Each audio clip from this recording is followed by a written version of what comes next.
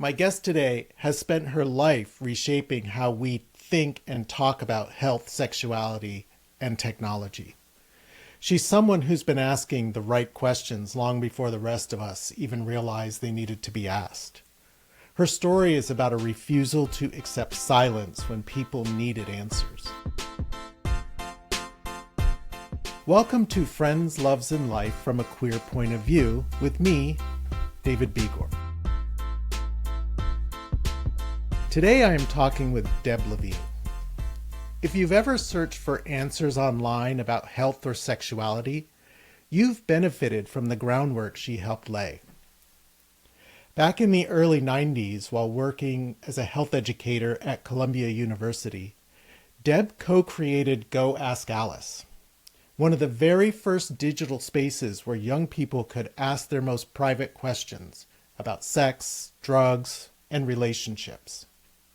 There they would get real and honest answers. She went on to found YTH, Youth Tech Health, an organization that recognized that sexual health doesn't exist in isolation. She's been at the forefront of connecting technology with public health and community voices, always pushing for more openness and compassion. But what I love most about Deb is that her work is never about the policy or programs. It's about giving voice to young people who didn't know who to ask the uncomfortable or awkward questions. She has also been a steadfast ally to the LGBTQ+ community, standing and fighting with us and helping create spaces where our voices and health truly matter. And you know the best part? I am lucky to call Deb my friend. Over the years, I have learned so much from her, not just about public health or technology, but about what it means to show up with courage and heart. She is a fearless and incredible human being who cares about others. In our conversation, you'll hear about her early life as a deadhead, her nonlinear way of thinking, and her work challenging institutions with her unwavering commitment to making sure people have the knowledge they need to live healthier, freer lives. Deb has a very unique way of looking at the world, and I'm glad to be able to share it with you today. Here is my conversation with Deb Levine.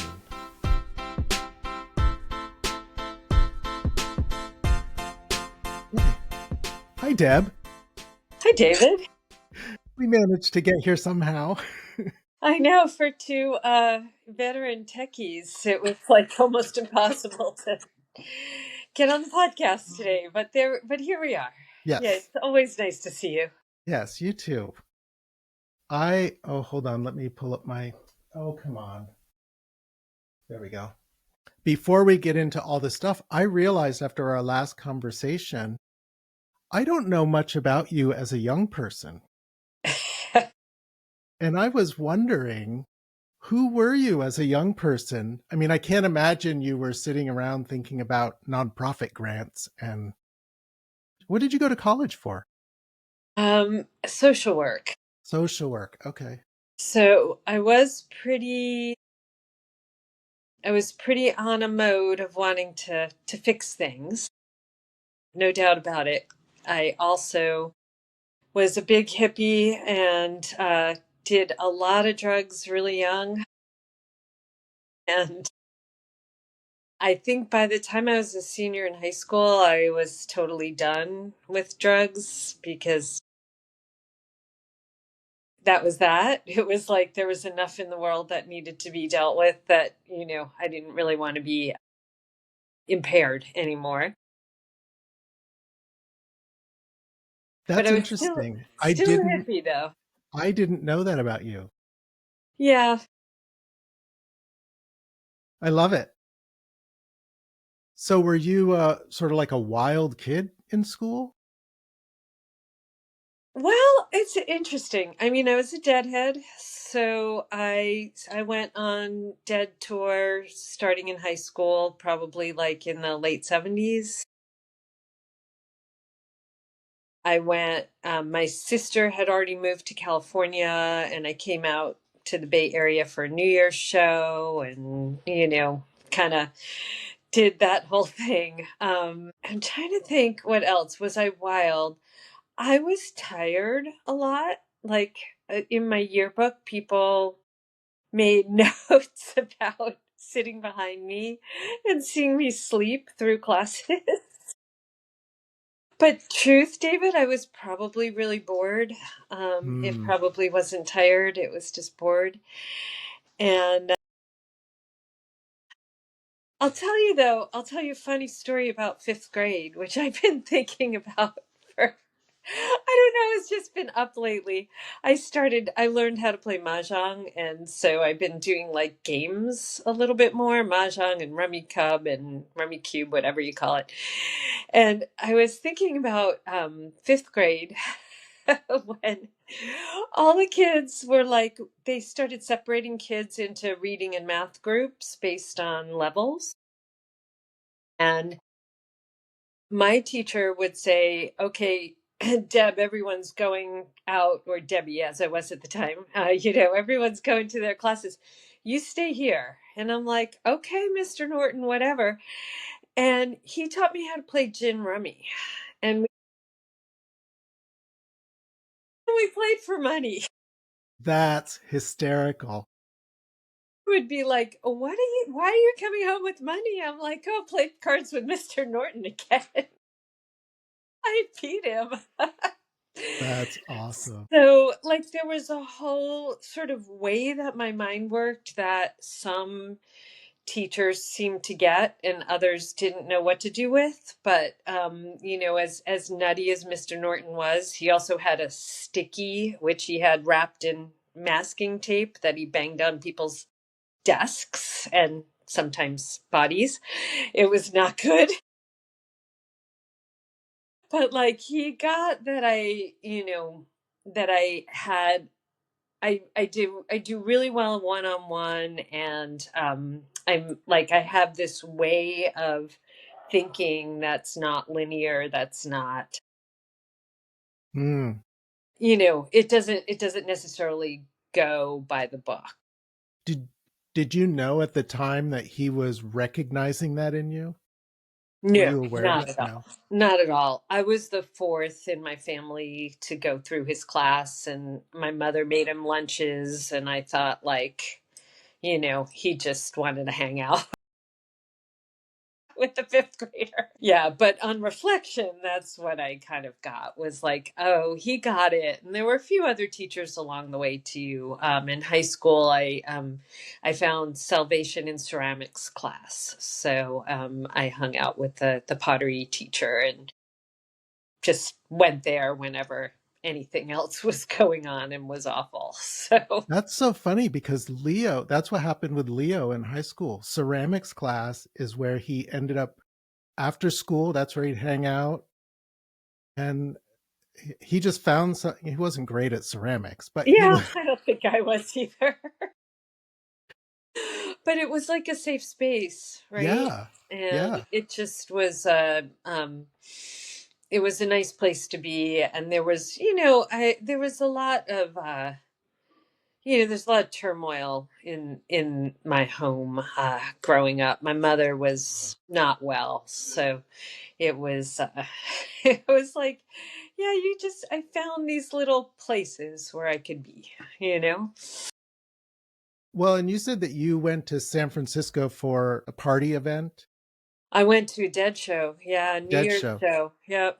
They used to do these epic New Year's shows that lasted all night, and then there was breakfast in the parking lot in the morning. And yeah. Is that what made you decide to eventually move to the Bay Area? That's a good question. So I was at a pivot point in my life and my career. I actually was working at Columbia University as a health educator. In my naivete, tried to sue the university. Oh, because I had developed this project with the tech guys, with the IT guys at the university, but we did it all off hours, nights and weekends. And so basically we started the very first health question and answer service called Go Ask Alice. And it was called they taught me how to code in Unix. Like but it was actually Columbia University Unix, so Kunix. And they were like cabling the whole campus with these these big wires and giving everyone emails accounts. This was like 1993. No one really knew what it was or what was happening, but they gave us email accounts and all this storage, on this super fast network. And I went to the computer guys and I was like, I think I think there's something we can do here. And I told them about something that they had at Cornell when I was a student there. And it turned out I was talking to an IT guy who went to Cornell, and he was like, I know what you're talking about. They had this program called Ask Uncle Ezra. And so you had to stand in line, went for registration, right? You registered on paper, one by one, for the I whole remember those days. university. Yeah. And there was a little computer kiosk, and you could go and you could ask Uncle Ezra, who was like the dean of students.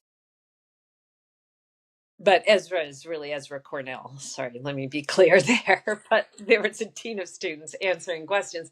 You could ask questions like, why is this line so damn long? Or like, I miss my mother. And I said to the guy at Columbia, Steve Van Leeuwen, I said, hey, Steve, I think there's something we can do. And like I was working at Columbia as a health educator and was pretty going back to being bored by things, realizing that the students were also really bored. Like I had to go out and give these talks about like how to protect yourself when you were going to have sex, not to do drugs, how not to get yourself into a sexual assault situation. And the reality is when you're 17, 18 years old, you don't want the knots. You really it and everything was mandatory. So, okay. So there I am and I'm like I'm on campus at night every I don't know, 3 nights a week, something like that. And with these kids who don't want to be there. And I tried everything. I tried pizzas. I hiked up my skirt. I was in my 20s. I like tried all kinds of stuff. And it was like they didn't want to be there. And finally one day you never heard this story, David? No. And I have a follow-up question too after when you're done. I know, I'm all over the place. I slammed the door and I said to them, hey, you guys, I'm not accountable to your parents. I'm not accountable to the dean. I'm not accountable to your resident advisors, to your RAs. I know you have questions about sex and drugs and relationships and like, just ask them. I'm an educator. That's what I do. I'm a sex educator, right? So the first question I got was if you're on antidepressants and you take ecstasy and you're at a party, how's it going to affect an erection? And I was like, whoa, that's a really good question. And I'm like, I can't answer that off the top of my head because I'm actually not a doctor. I don't know that much about the antidepressants at the time. And I said, but you know what? I need to get back to you. Right. And I've promised you safety and confidentiality. And I realized when I went back to my office, or I went in the next day, I'm like, I actually have no way to get back to this kid. And that's when I went to the IT department and said, there's this thing at Cornell, Ask Uncle Ezra. I think we can do that here, but do it for students where they can ask any question they want anonymously and we can get back to them, That's brilliant. in the form of like an advice column, essentially. Yeah, that's And brilliant. yeah, thank you. It was fun. I had the whole health service behind me. So I had doctors and nurses and psychologists, psychiatrists, everything was medically vetted. But I wrote, I did all the research and started with this guy's question, then made up like the next five or six, and then it just took off from there. And so there I was coding. They taught me how to code in this Columbia Unix, gave me a template for all my Q&As. And that was we ran it for about 2 years. I think we answered 1,500 questions. And then Mosaic came on the field. Mosaic browser, right? And Yahoo, right? Yahoo was the directory of everything that was on the internet. And that was when when HTML was basically developed and started to be pushed out there. And the IT guy said, I need to switch you from Kunix to HTML. And I said, whatever, I don't know what you're talking about. He gave me a new template in HTML. And I started just, putting my Q&As into there. No problem, right? And suddenly and he took those 1,500 that we'd already answered and he moved them into the template and he created this tiny little search engine. And all of a sudden it just blew up. The Wow. whole world, anyone who looked for anything that had to do with health, but particularly sexual health and relationships, anyone who searched any of that on the internet went to Go Ask Alice.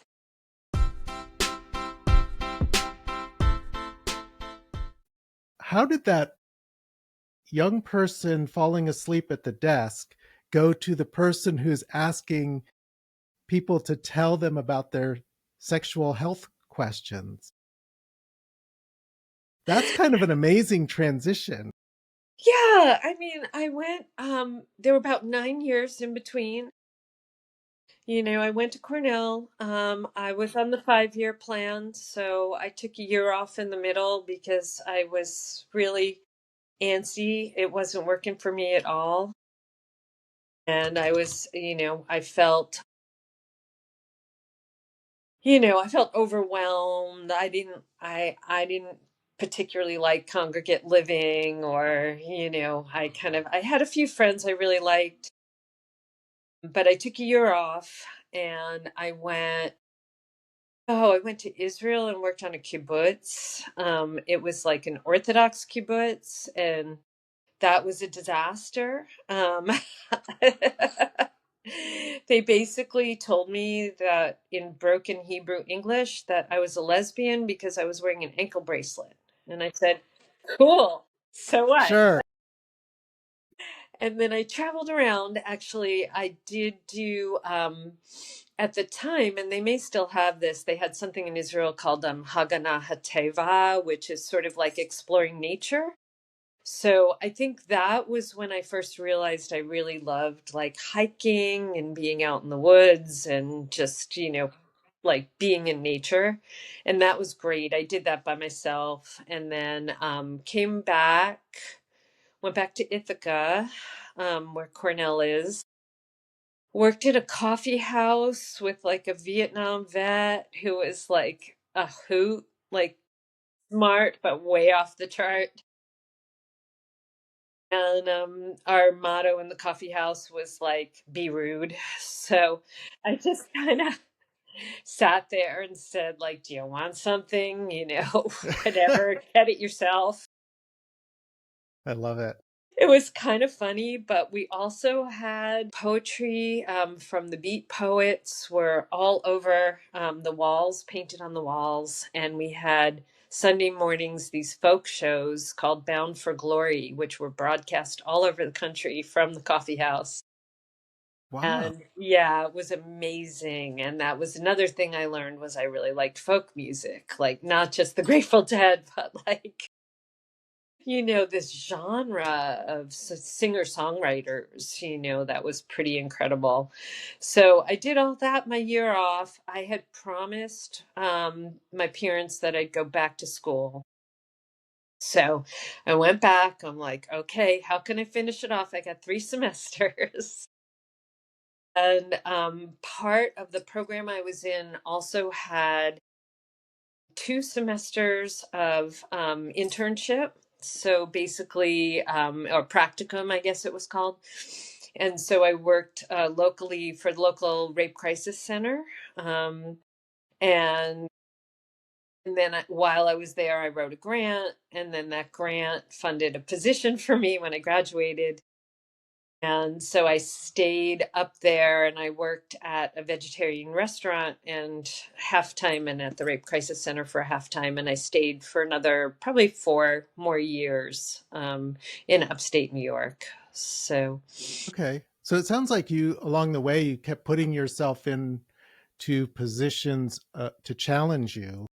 I mean, you seem fearless. That's what it comes off to me, like that you would just somewhere along the way you decide, you know what, I'm just going to put myself out there. yeah, thank you. That's a really nice way to say it. I think I was fearless and completely afraid at the same time. So it was like this push me, pull me. And so I think I learned too, I withdrew a lot. Like when I went back to college for those last few semesters, I stopped talking for a while. So I just was just like, I don't really have anything to say, and I don't think you do either. Which was a little rude, but I just like withdrew and I only talked to a small group of people. So it was sort of, and in hindsight, I think I was really recharging my batteries because I do that, like, throw myself in 100%, and then I have to go, oh, wait a minute, I got to decompress for a while. Yeah. Yeah. It's interesting because when I met you, you were already fully into the sexual health life. And I didn't know that whole backstory of how you ended up there. Yeah. And now knowing this about Alice, which I do have a question about Alice, Okay. it makes a lot of sense to where you ended up with YTH/ISIS. And before we go there, though, I have to ask, why Alice? Well, of course, the Jefferson Airplane song, right? That's what I was. So you got that. Then there was a book at the time, Go Ask Alice, about a woman who had been overtaken by drug abuse, and that is what they called it. And then the third thing was my favorite aunt, was Aunt Alice, who was freaking fearless. She was the best. Which, now that I know you and hear this story, it's kind of an inspiration, right? She was an Yeah. inspiration for you. Yeah, absolutely. That's Yeah. awesome.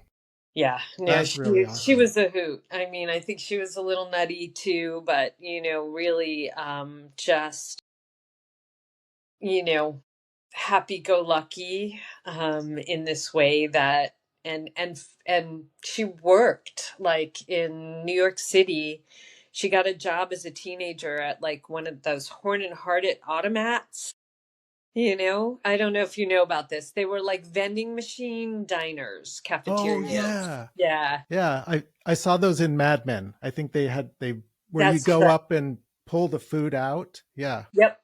Yep. So, and which, women didn't work. 16-year-old women didn't go out to work, right? Yeah. So, anyway, she was fun and interesting and all of that. So, I always had that, in my head. That is not in the official history of Go Ask Alice on the website. So now we're getting to the Bay Area, Right.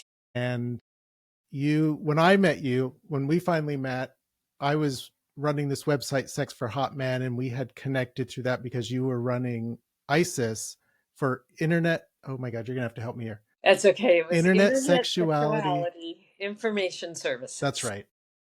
So basically so I was at Go Ask Alice, I was at Columbia. I had 3 different options of where I could go, what I could do. one of which was to come to the Bay Area and work for a joint venture between Time Warner and America Online, and to basically help them set up a health site online. That's what they wanted. Oh. And I also was accepted into the Peace Corps, and I also had a job with WHO doing like a malaria elimination internship. I know, it was What so is rando. I picked coming to California, as you know, and for a couple reasons. One, I mean, my sister was here, so she had moved out in the 70s. So, and this was the early 90s, mid 90s. So I was like, yeah, I've always wanted to be here, way back to when I would visit her when I was in high school. I loved it here. So that was one part. And then I'm not gonna lie, but they like doubled my salary, moved me out here, gave me a place to live, right next to the All Male Nude Review. Remember that place? how Bay Area of them? Very much so. They were like, Deb's coming, the sex lady. And I was like, and I went corporate. I worked corporate for maybe 4 years. After that, I'm trying to remember the overlap, but basically, this doctor at San Francisco Department of Public Health found me and knew that I did this stuff around sex and the internet. And it was Jeff Klausner, and he realized he also went to Cornell, which was like remarkable. It was during the rise of syphilis among gay men and other men who had sex with men, which of course started in San Francisco because it's San Francisco. And he said, he said to himself, like, what is going on here, right? So basically, if with syphilis, you probably know this, but people listening, there are reportable sexually transmitted infections by the government. So basically, your county health department reports up to CDC, and that's gonorrhea, chlamydia, and syphilis. And so because they're all reportable, when you get a positive test result, basically your health worker's going to say, so who are your sex partners? And you're like, you may or may not tell them. You don't have to, of course. But the goal is public health, and so to be able to you know kind of stop the spread, for lack of a better word, right? So to inform people that they may have been exposed because somebody tested positive. Basically what was happening in San Francisco was that guys were coming in, and where in the past they were pretty forthcoming about who their sex partners were, because I mean, gay men in general, I think, really do believe in protecting each other. Yes. And so there we are, and these guys start coming in, and they have screen names. They do not know people's names or Oh, addresses or phone numbers. They have no information. They do not know their real names. They were meeting in AOL chat rooms. yes, I remember And that. guess who was working for AOL? Programming keyword sex, right? I'm like, oh yeah.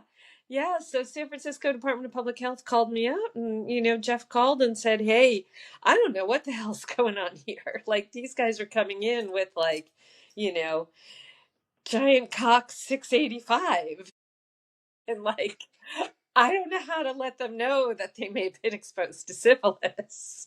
So I was like, "Yeah, I could help." So we ran a whole bunch of focus groups in the Castro, and we got together a community advisory board and came up with a whole lot of ideas about, like, if you weren't so embarrassed about telling your partners, right? You know, that you were diagnosed with an STI.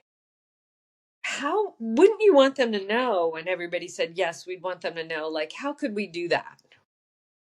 And so Jeff and I started using the internet to allow people to kind of destigmatize the conversations around sex, sexuality, and STIs. And in this case, we set up e-cards, so like I Evite. remember those. Yeah, Yeah. it was called InSpot, which also was an acronym for something or other. Um, but I remember Partners or Tricks was the POT. I don't know what the rest of it was. Anyway, but we set up these funny cards, sweet cards, you know, serious cards that men could send to up to 6 partners anonymously to tell them that they may have been exposed to an STI, and then it linked to places they could get tested. So all that to say that after we did that, we did a couple other things, and then Jeff literally said to me, look, you know, we could do a whole lot more if you founded a nonprofit. And he's like, I've got all the syphilis elimination money. It goes to community organizations. And I was like, okay. So I was pregnant at the time with Ruby, my eldest. And I bought a No-Low Press book, and I just read through it and followed all the steps to found a nonprofit. And that was Internet Sexuality Information Services. And then actually I wrote a grant to San Francisco Department of Public Health. And at the time, you had to stand in front of the Public Health Commission in order to get approval for your grants. And I think I was like 8 months pregnant at the time. And so I like waddle in and there's a lot of side stories to this, but there's one part that I want to talk about because it was pretty interesting. I'm standing in front of the health commission, and they're like, "Why should we give this money to you? Like, sort of a who the heck are you? You came out of nowhere." And I said, look, this is my background. I've been working on the internet and using it to discuss sex and sexuality for a long time now because I had Columbia. I had done all this contract work with Jeff and SFDPH. And I said, no one else really knows how to do this. And I said, you know, like there's a here there, you know, we can really work on this, you know, in a big way in San Francisco and set the stage. And they did sort of like a wedding thing where they say, is there anyone who objects to this? And this an AIDS activist stood up and he said, I do. Why is she getting this money? She's a breeder. And I looked up and I said, look, I'm not trying to hide who and what I am. Like, I've got this giant belly here, you know, like, yes, there's a baby in there. I said, but here's the deal, Michael. Like, I'm the only one in the entire country who knows how to do this. San Francisco has the opportunity, you know, to Yeah. provide this grant so we can do this work with the Department of Health. And I said, and then what we're going to do is, you know, we have a community advisory board. We're going to train everybody. Where, you know, then San Francisco and the gay community will be the people who take this on and do this work moving forward. And the health commission was sold. Yeah, it shouldn't matter where the information is coming from. You know, that shouldn't have been an issue. And the other thing, and you know, he probably didn't, I don't know if he knew you or knew this about you, but you're like a super ally to the gay community. It was nerve-wracking. Yeah, I bet. And, you know, I think I was angry for a while after that. I will say may he rest in peace because he's since passed, because this was a long time ago. But I think, I think it was okay. I think it's good always, for people to be able to raise their voices and to, Absolutely. Yeah. be able to voice their concerns and explore those concerns, right? And I think I convinced them enough, and it's all true. I mean, ISIS ended up turning into YTH, as you mentioned before, which is Youth Tech Health. And with that, we really made this pivot to understanding that sex, sexuality, and relationships don't happen in a vacuum. That, like, you can't talk about any of that without talking about substance use, without talking about mental health, without talking about relationships, familial relationships, love and intimate relationships. That it's all, it all goes together, and that the whole way public health had been working was in silos. And like, I call it the whack-a-mole model, like, okay, so we got rid of syphilis, but like, you know, what's the next thing that's going to crop up? Oh yeah, everyone's using meth. Okay, so it's like we have to, it's all tied in together in our complex lives.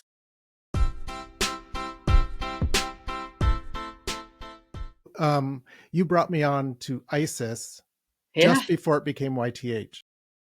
I think I was in that transition into YTH.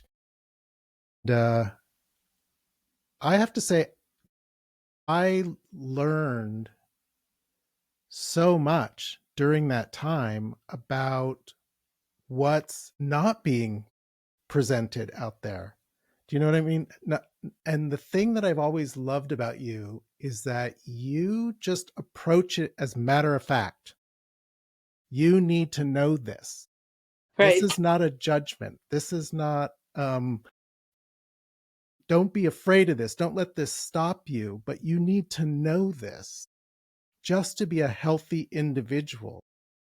Yeah. Yeah. Yeah. And to know yourself, right? Just to sort of Yeah. operate, right? To move through the world. Like, everything's connected to everything else. Mm-hmm. It's also, it sort of goes back to some of what I've realized about how I think is that I'm completely nonlinear, and that it's when you're telling me it's like we go from A to B to C to D, I'm like, well, where's C and a half? Right. Like, Right. and then you say, but half is a number. And I'm like, I know, but there's something in between C and D, Yeah. right? So it's just kind of the way my mind works. And I do find that not for everybody, some people want super clear, like, tell me what to do and I will just follow those instructions.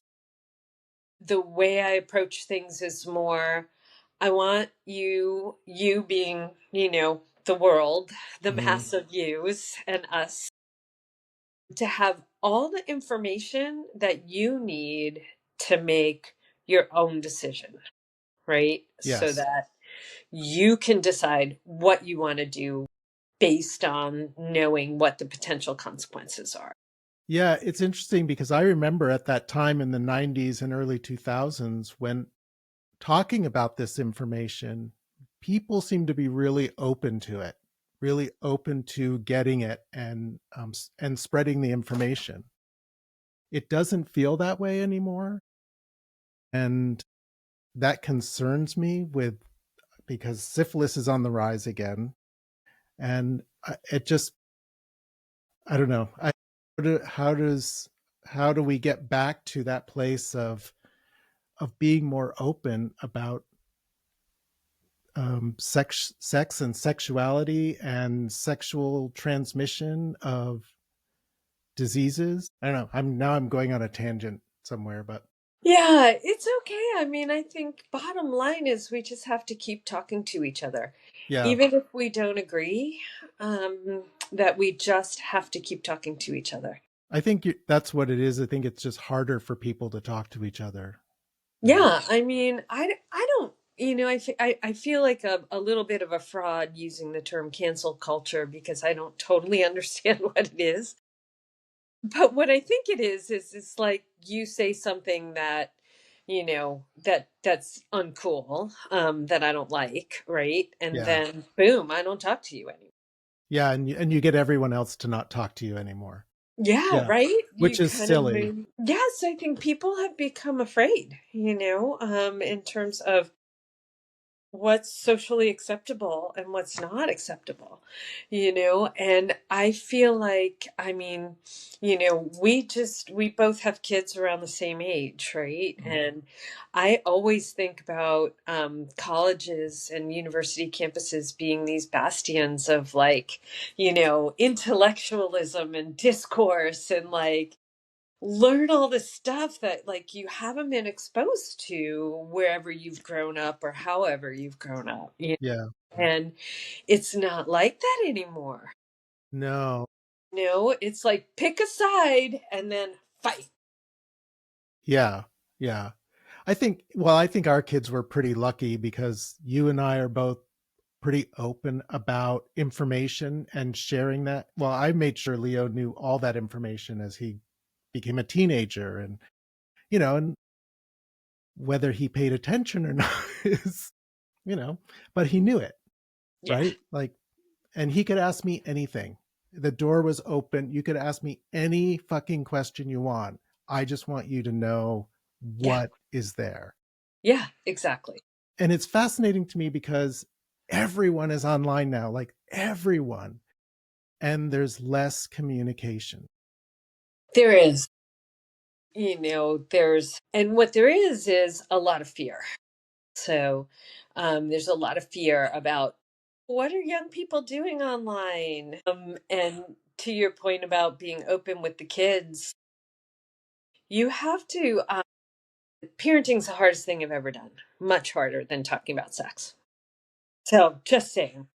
But when the kids were, when they first got their devices, let's say in middle school, it was like you really have to say, "Hey, show me what you're looking at."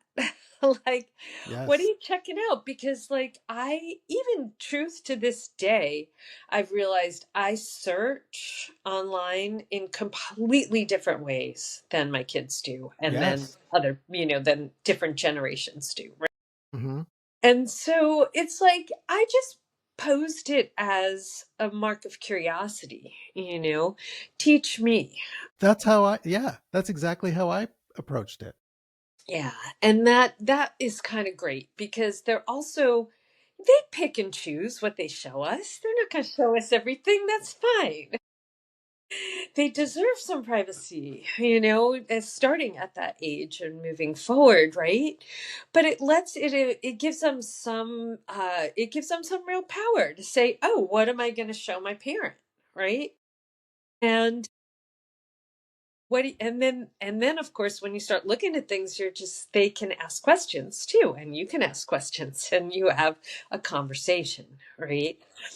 um we did put a lot of parameters on when the kids could use a phone. Like, we had a lot of time things: no phones at the dinner table, they no phones in your room at night, they had to go into a basket at night. And we did have one sleepover that Jade, who is in her 20s, is still horrified by, where a bunch of girls were in the front room, and I just was like, something not good is going on. And I went in and I'm like, I got to see your phone. And Jade gives me her phone, and they're like, talking to an adult male and like Uh, razzing him, like we used to make phony phone calls. yeah, Like they're like, you know, talking to the guy, and I'm like, okay, deep breath, everyone. First things first. I'm taking everybody's phone. You can turn them off. I'm taking everybody's phone.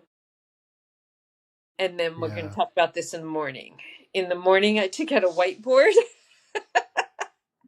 and some markers, dry erase markers.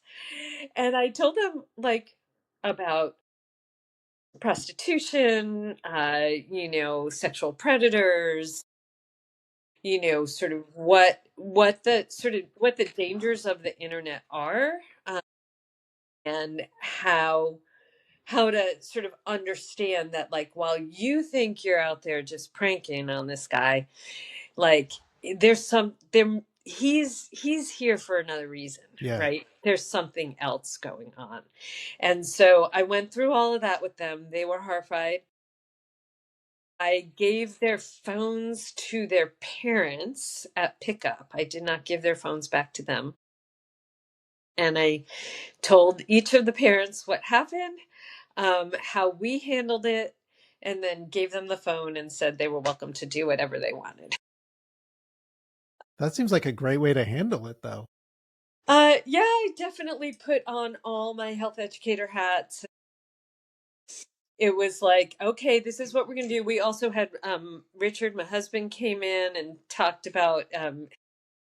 Unfortunately, they actually were talking to a predator, which he knew because he was in the criminal justice system at the time, and there were these guys from a certain area, and this person met that entire profile.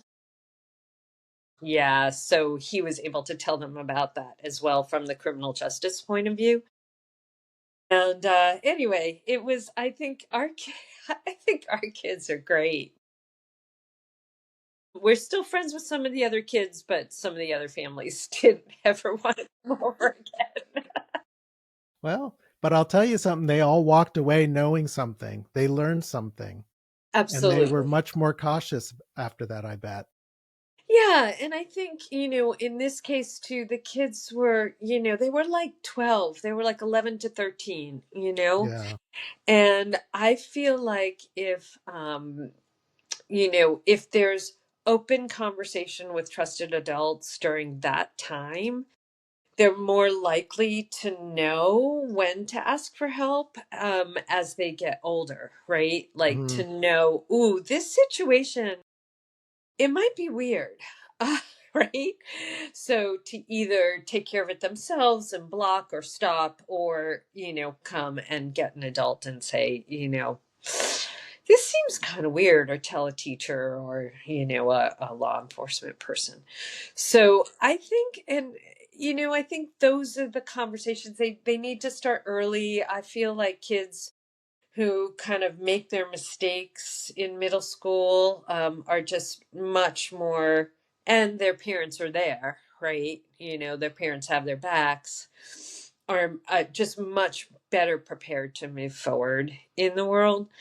And so instead of like all the hullabaloo of, what are the kids doing online, or, social media is bad. Look, Yeah. it's complicated now with the algorithms. It's very complicated. Yeah. And the thing is, I remember telling Leo back when he was in high school, teenager, online, I said, look, I'm not going to monitor every conversation you have, but these are the things that I would like you to do. Do not give out your name, do not give out your address, because I know you're going to be out there even when I don't know what you're doing. So let's just Very be smart. cautious and smart about it. Yeah. Yeah. No full names. No We full were names. Yeah. and address, agreed, 100%. And thank you for saying that. So we were like very rigid about that, mostly because Richard was a public defender. Hmm. And so bet, he gets bad guys out of jail. Right. Yeah. Sorry, they're not all bad guys, but anyway, they, he deals with some really people who act really, criminally badly. And we were like, kids can never use the last name, but I didn't realize that other people didn't do that, right? Um, yeah. Yeah, I did not realize Yeah. that that was you know, that I mean, for us, it was like, you never to use your full name.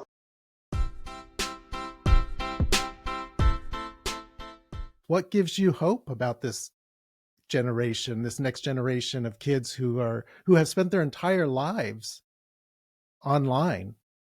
It is a whole different world compared to how we grew up and absorbed information. I just love the word hope, period. So thank you for bringing that up. Um, I think I think there's a couple of things going on. So one is just, continue to talk to each other. That's kind of what that turned into the theme of today, I think. Yeah. Just honestly talk, even if you don't agree with someone, talk to them, just continue the conversations, and don't shut it down. Provide information, resources. I also, like, I really believe in media literacy. I totally think that should be taught in high school, maybe instead of health education. But I didn't say that. The reality is that, kids or young people are getting most of their information online.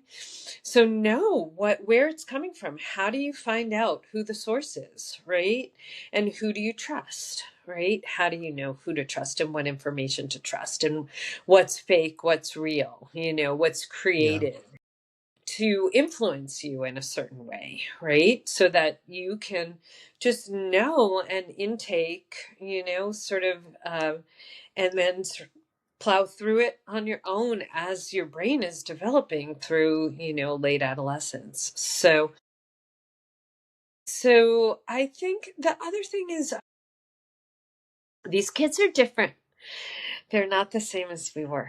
No, they are not the same. And so the like most, I mean, I find myself saying this all the time is like, don't, okay, I don't like to do the negative, but it's like after I say the kids are different, it's like listen to them, observe them. Out. But I don't think about it that much. Like the way that I was a teenager and the time and the place, my parents were like, my father was first generation to go to college.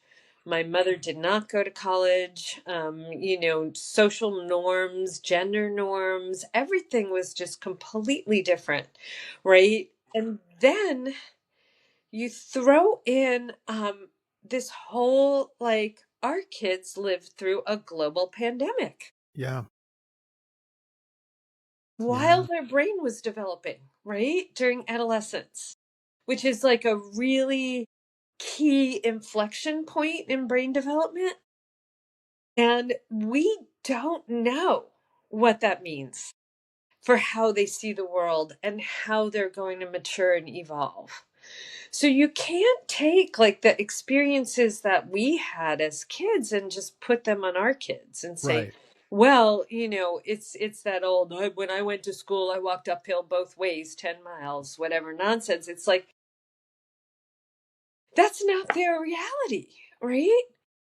And No, and and they this cannot relate to our reality at all. and why should they? I mean, they're super, if hopefully, I'm noticing that the kids seem to have a really strong set of values and morals, and really feel loyal, like, to their friends, Mm-hmm. respectful to their parents, in a way that, like, I mean, maybe they missed adolescent rebellion, I don't know, but it's like a very it's just it's a more careful way of approaching the world. than that, like, go out and, explore and adventure. Yeah, I think that from my experience with Leo and his friends is that they know how the internet works. They know that it's all designed to make them buy this or think this way or to manipulate them and manipulate them and manipulate them, that they know it.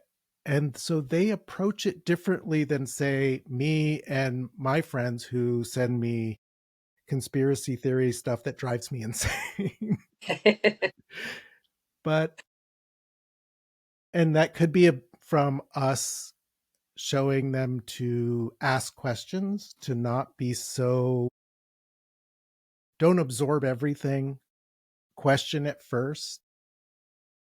But I agree with you that we cannot compare our lives to their lives. It's like, they're in such a completely different world than what we grew up in. But I think we can be there to say, even, gosh, how do I say this? We can be there to say, yeah, this is how I did it. Hmm. I don't know if that would work for you. So you'll need to figure out, I'll give you all the information I can, but you'll need to figure out if that works for you. Exactly. Yeah. Put you got that on the nose. It's just, I can tell you my perspective, what I've learned, point you in Yeah. a couple of directions, and and help you be informed. And the reality is that even the way they approach information is just It different. is. Yeah. Yeah. You remember Encyclopedia Britannica? God, do I? Like, we had Yeah. like every volume but the X or something. Yeah. Somehow we're missing a volume. Like that's not it's just different. It's all different. It's we get to interact with our kids in a way that I don't think our parents ever interacted Oh with my us. They gosh. just kind of kept that, like, I'm the parent. Yes. And like, we have this much more give and take. Like, I'm Yeah. finding even now, like, a lot of my friends in the neighborhood are in, 20 years younger than I am. And I'm like, why do you want to hang out with me? And it's like they're just looking for that. We are all just kind of looking for meaning and belonging and in connection, right? Yes. Yes. And the generational stuff I don't think matters as much as No. some of those rigid boundaries that were there before. Yeah, I mean, I sit and have conversations with Leo that I think, God, I would never have had this conversation with my parents. No way, right? Yeah. No Yeah. way. It's not it's not a best friend relationship, but it is a friend relationship. And it's, of course it's different than when he was a kid, because he was a kid and I was a parent, and that's the way it was. But now that he's an adult, we can talk and joke in ways that I never, ever, ever would have done that with my parents. Yeah. Yeah. Very true. I'm going to loop us all the way back around to Grateful Dead. Okay. They just celebrated like their 75th anniversary or some shit in Wow. Golden Gate Park. And tickets were $400. And I'm like, I really can't do this. Like, morally, or in so many reasons I can't do this. But there was a local restaurant that was looking for people. They had a booth and they wanted people to work. And if you worked for them for a day, you got a Oh, ticket and a pass to go. And I think that the thing that I found most remarkable was how many young adults were there with their parents. And they were, in some cases, doing drugs or not doing drugs with their parents, but they were like hanging with their parents at a Dead show. It's like, wow. Yeah. it's really different, right? Yeah. Really, really different. So, it's It's a beautiful thing. I feel like if just everyone approaching the world and each other with some curiosity is just kind of the way to move forward, whether it's parents and kids, whether it's intergenerational friendships, whether it's, people on the other side of the great divide here in our country. Yeah, you kind of touched on it, but I do feel that in this, even though there's a lot of stuff, like a lot of bad stuff happening, and there's a lot of anger, I do also feel that there's a lot of love coming out of people now. A lot of people wanting to connect, people wanting to, um, I don't know, be with each other in a different way than when we were young adults. Yeah, absolutely.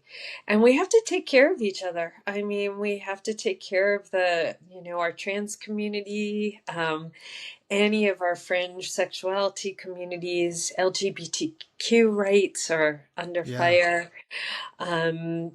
Back to allyship. It's like we can't just say, hey, you're on your own, David. yeah, See ya. no. That is my thing with the trans community. I always have felt that the trans community is the canary in the coal mine. If their rights go, who's next? We're next. The letters will just start to fall. And I'm a big believer. I will throw my body in front of the trans community and say, no, this is no, Right. It's not okay. it's not okay. Yeah. And, if you think back, I have, this is sad, but I have a lot of Holocaust, sort of things coming up, like just thinking about World War II and who went first. And it was, the creatives, the gays, the trans folks, anyone who was liberal. And then they started going bigger to, anyone who was different, the Jews, the gypsies, it's like, right now we got to stay together, Yes. with the immigrants, with LGBTQ communities, with everyone who's under fire. Yeah. Yep. I 1,000% agree. So we're at we've hit an hour, and I said Okay. I wouldn't like keep you Okay. for because I could keep talking. So what is your best advice? I'm on everything in moderation. Don't say no to anything. Don't say yes to everything. Do what you want when you want it, but And try not all the things. time. Yeah. Yeah, absolutely. Favorite unwind. Uh, I pretty much always have a jigsaw puzzle going, and it's in front of the TV. So I watch stupid TV and do jigsaw puzzles. I love those. Like I call them the adult soap operas, like the dramas with police and hospital and all that stuff. Derek and I have gotten hooked on Gilded Age. It is Interesting. so good. So we started watching it. I couldn't get through because our friend is a set decorator actually on the show, and Oh, man, he will have work forever. That said, so Richard and I started watching it, but I just couldn't get through it. So, but what I'm finding is I'm reading this book. It's I don't know if you can see it. It's called Shrines of Gaiety. oh, okay. So, which by Kate Atkinson, and it is all about the Gilded Age. So, but it's fiction. It's just it's somebody. I don't know if the show was based on this book or vice versa.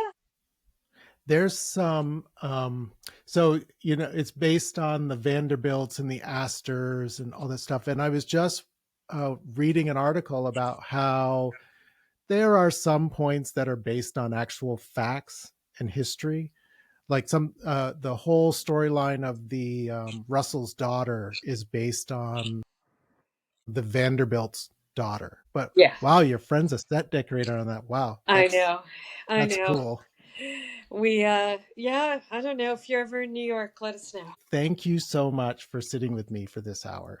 Oh, my pleasure, David. I miss you and miss Derek all the time. So I happy to do it without a recording anytime.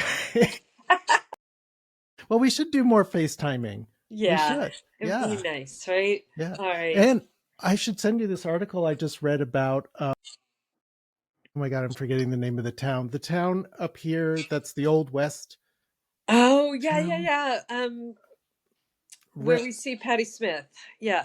And they do the, oh my gosh, they used to shoot B movies. Yes. Yes. It's an old Western town. I cannot believe I've forgotten the name of that. I know. I'm kind of blocking for a moment. Oh, well. It's a funny place. I love Yeah. that place. I'll send you that article. Cool. It was talking about how it's now turned into sort of this Old West feel town, but people are living there. Yeah. And it's like this sort of crossover thing. It's very cool. Yeah. Love Yeah. it. Would love to see that. Yeah. All right. All right. See you Thank soon. you, Deb. Bye. Thank you so much, David. Bye. Bye. Thank you for listening to this episode of A Queer Point of View, Friends, Loves, and Life. You can find me on Substack, YouTube, and Blue Sky, all at David Begor. DM me some questions, send me some ideas, or just say hi. If you have a moment, please leave a review wherever you listen to podcasts. I'm David Begor. Until next time, be bold, be free, and most of all, be you.